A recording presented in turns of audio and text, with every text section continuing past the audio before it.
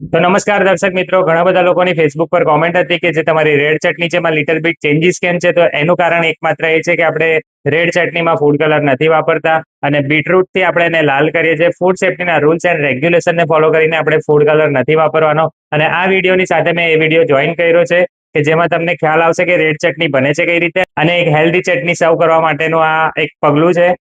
તો આપણે food colour નથી વાપરવાનો અને આઈ હોપ કે તમે સમજશો અને સપોર્ટ કરશો. તો મિત્રો જોઈ શકો છો તમે કે આપણે આ બીટ વાપરીએ છીએ કઢીને લાલ કરવા માટે. તમે કઢી જોઈ શકો છો, બેસનની કઢી રેડી થઈ ગઈ છે.